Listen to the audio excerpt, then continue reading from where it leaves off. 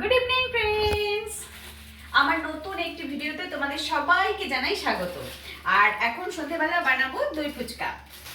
ফুচকা বাজারের কেনা, এই হলো ফুচকার, এগুলোকে তেলে ভেজে নেব। আর এখানে আলু নিয়ে নিয়েছি, আলু ছোলা এগুলো সব সেদ্ধ করব। এই দিয়েই বানাবো ফুচকা। সামনের সপ্তাহ থেকে ছেলের পরীক্ষা শুরু হবে, তা এখন বাড়ির খাবারটাই ওকে বেশি দিচ্ছি, মানে প্রতিদিনই বাড়ির খাবার দিচ্ছি, বাইরের কোনো কেনা খাবার দিই না। কারণ পরীক্ষা সামনে তো, কোনোদিন দুধ কর্নফ্লেক্স, কোনোদিন ছানা ম্যাগি এইসব করে দিচ্ছি। কিন্তু রোজ রোজই যদি এই টাইপের, একেতে পরীক্ষা, পড়াশোনার একটা সিলেবাস কমপ্লিট করছে, এই নিয়ে একটা চাপ, তারপরে যদি সন্ধ্যের টিফিনটার মধ্যে এইরকম দুধ ছানা, দুধ কর্নফ্লেক্স এগুলোই রোজ রোজ ওর মুখের সামনে গিয়ে নিয়ে দিই না, ওরও একটু কেমন একটা লাগবে। তাই আজকে বাড়ির খাবারেই বানাচ্ছি দই ফুচকা, যাতে মনটা ওর বেশ ভালো লাগে। মাঝে মাঝে এরকম করতে হয়। এই যে বাড়িতে পরীক্ষার আগ দিয়ে না, একটা পরীক্ষা পরিবেশ সৃষ্টি হয়, একদমই ভালো লাগে না। দিন পরীক্ষা শেষ হয় সেই দিন সন্ধ্যাবেলাটা বেশ ভালো লাগে। ছোলা আলু সেদ্ধ বসিয়ে দিয়ে এসেছি, দই ফুচকাও বানাবো আর একটু এই টক জল ফুচকাও বানাবো, তেঁতুলো ভেজানো আছে। আর এখানে দই ফুচকা বানানোর জন্য ভুজিয়া, এটা হচ্ছে গোটা মুগ, এটা ভিজিয়ে রেখেছি। এখানে টক দই একটু লবণ দিয়ে ফেটিয়ে নেব। আর এই হলো পানিপুরি মশলা, ধনেপাতা কুচি। এখন শসাটাকে কেটে নেব। ছেলে বা মেয়ে যখন পরীক্ষা শুরু হয় না সন্তানদের, তখন দেখবে বেশিরভাগ মাদেরই এই কথা শুনতে হবে, বাচ্চার পরীক্ষা শুরু হয়নি তো আমার মনে হয় যেন মায়েরই পরীক্ষা শুরু হয়েছে। কথাটা যারা বলে তারা বিদ্রুপ করেই বলুক আর জ্বালা থেকেই বলুক, একদম সত্যি কথা। সত্যি তো, ছোট যখন ক্লাসে পড়তো ছেলেমেয়েরা, তখন ওদের বই আমাদের মুখস্থ, কি পড়লে ওদের ভালো হবে, কোথায় কি, সম্পূর্ণ আমরাই দেখে শুনে রাখতাম। এখন তো একটু বড় হয়ে গেছে, এখন ওরা ওদের সিলেবাস কমপ্লিট করবে, ওদের যেমন প্রস্তুতি নিতে হবে তেমনি মায়েদেরও, আমাদেরও কিন্তু এখন পড়াই না, এখন হয়তো সেভাবে পড়াতে হয় না, কিন্তু কতদূর কি সিলেবাস কমপ্লিট করলো, কোন সিলেবাসে কি বাকি থাকলো, এগুলো দেখার দায়িত্ব আমাদের। আর প্লাস হচ্ছে সবচেয়ে বড় কথা যেটা, যখন ওদের পরীক্ষা স্টার্ট হবে তখন মায়েদের কিন্তু একটা বিরাট চিন্তা, কারণ যাতে এই সময় শরীরটা ওদের ঠিক থাকে, ঠান্ডা না লাগে, পেটটা খারাপ না হয়, তারপর নিজেরাও যেন ঠিকঠাক থাকে, যাতে ও পরীক্ষা দিতে যাওয়ার সময় ওকে ঠিক মতো তৈরি করে দেওয়া। যে কোনো এই পরীক্ষার সময় যখন কোনো প্রোগ্রাম আসে, কোনো আনন্দ অনুষ্ঠান বলো, সেই সমস্ত জায়গায় একদম সাথে সাথে নাকচ করে দিই যে না ওই সময় হবে না। এগুলো তো মায়েদের প্রস্তুতি নিতে হয় না। যেমন ওই সময়টা কি ধরনের কাজ করব, তাড়াতাড়ি কাজ করে নিতে হবে, পরীক্ষা দিতে, যখন পরীক্ষা দিতে যাবে সকাল সকাল উঠে রান্না করা, তাহলে তো মায়েদেরও পরীক্ষায়, এটাও তো মায়েদের প্রস্তুতি।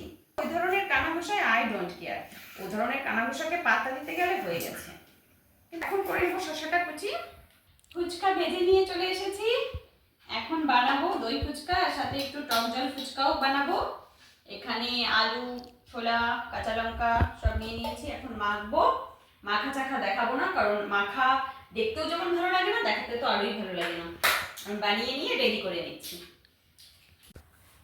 এই দই ফুচকাটার মধ্যে সমস্ত হেলদি খাবারই পড়ছে, শসা ছোলা, এই হলো সবুজ গোটা মুগ, টক দই, সমস্ত হেলদি খাবারই পড়ছে।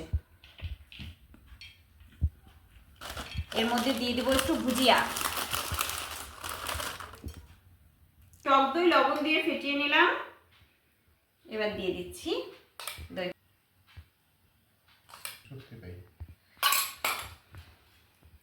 হয়ে গেল আমার দই ফুচকা বানানো। ছেলে আজকে এই প্লেটটা দেখে খুব খুশি হবে। এখন আমরা খেতে খেতে গল্প করি।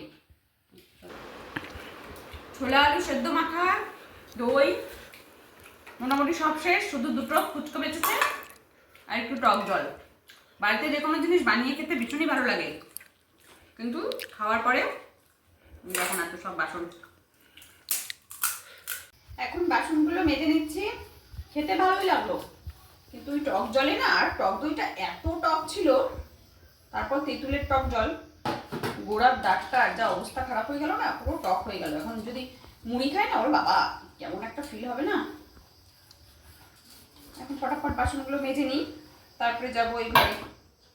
একটা রচনা বই খুঁজছি, এই পরীক্ষার সময় না রচনা বই, বিভিন্ন বই ঘেটে পড়লে বেশ ভালো হয়, তাই একটা রচনা বই খুঁজতে আসলাম। যত্ন করেই দেখেছি, কোথায় রেখেছি সেটাই দেখি।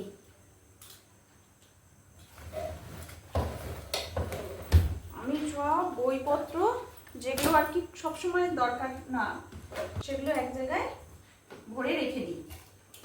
পড়ার টেবিলে সব একবারে রাখি না। এই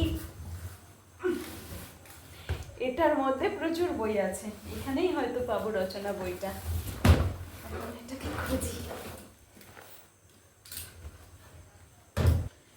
স্কুল লাইফের পরীক্ষা আর সংসার জীবনের পরীক্ষা এই দুটোই খানিকটা এক।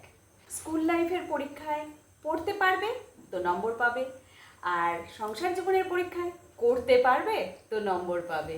যেই করা থামিয়ে দেবে নম্বর শেষ। আর স্কুল লাইফের পরীক্ষাতেও পড়তে না পারলে তো নম্বর পাওয়া যায় না। কিন্তু এই দুইয়ের ক্ষেত্রে রেজাল্ট তৈরির নিয়মটা একটু আলাদা। স্কুল লাইফে রেজাল্ট তৈরির দায়িত্ব থাকে এক্সামিনারদের ওপর, কিন্তু সংসার জীবনের রেজাল্ট তৈরির দায়িত্ব যদি এক্সামিনারদের ওপরই ছেড়ে দাও, চোখের জল পড়ে যাবে, মুছিয়ে দেওয়ার লোক থাকবে না।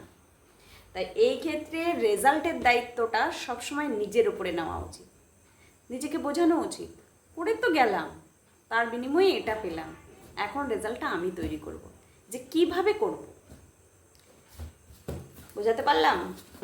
অত ভেঙে চড়ে বোঝানো যাবে না, কারণ যার যার জীবন দিয়ে তাকে বুঝে নিতে হবে। এখানেই সব বই রেখে দিই, এখানেই আছে। এটা হলো সেই সারদা শিশুতীর্থের বই, এটাও রেখে দিয়েছি, কখন কি কাজে লাগে রেখে দিয়েছি এর জন্য। এই তো পেয়ে গেছি রচনা বই, অতি সাম্প্রতিক রচনা পেয়ে গেছি। ব্যাস শান্তি। আমি ভেবেছিলাম খুব খুঁজতে হবে, বাবা বেশি খোঁজাখুঁজি করলে মাথা দূরে যায়। তো আজকের ভিডিও আমি এখানেই শেষ করছি। সবাই খুব খুব খুব ভালো থাকবে। টাটা। অনেক রাত হয়ে গেছে। Good night.